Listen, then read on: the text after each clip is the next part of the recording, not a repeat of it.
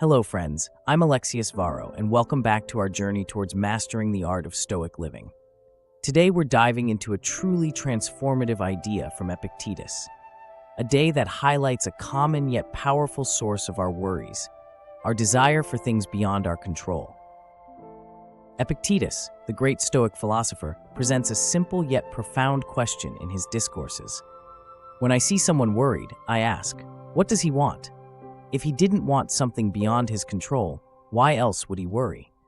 We tend to find ourselves wrapped in anxiety because we crave conditions that are not guaranteed, often beyond human control. Consider this. A father is anxious about his children. He desires for the world to always be safe for them. An irritable traveler? They wish for perfect weather, no traffic, and planes running precisely on schedule. And the nervous investor? A booming market and profitable returns. All these scenarios share a pattern, as Epictetus pointed out. Each person desires something outside the realm of their power. The Stoic wisdom here is straightforward, but crucial.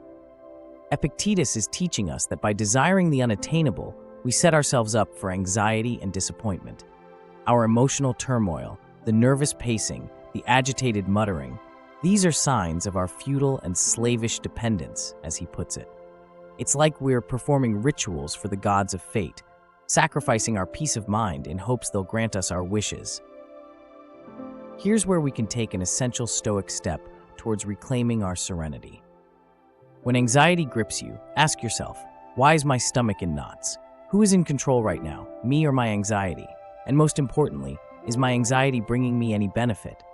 Answering these questions honestly can ground us, guiding our focus back to what is within our power to control, our thoughts, responses, and choices.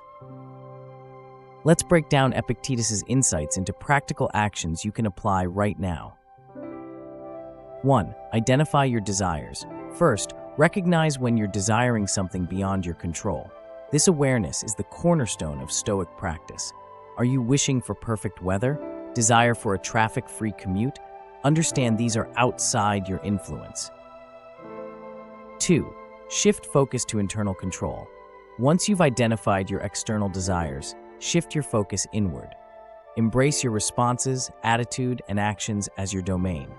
For instance, while you can't control the weather, you can control how you prepare for it and how you respond to any delays it causes. 3. Release the uncontrollable. This step involves deliberate practice. Let go of your attachment to the uncontrollable. Engage in mental exercises like imagining the worst-case scenario and accepting it. This isn't pessimism, it's preparing your mind to remain calm despite outcomes. Practice mindfulness and breathing.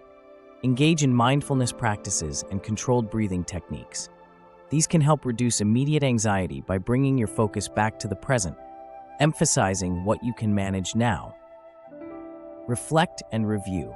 At the day's end, reflect on moments where you maintained control and where you let go. Celebrate your victories and gently adjust your mindset where needed. This ongoing practice solidifies new, resilient mental habits.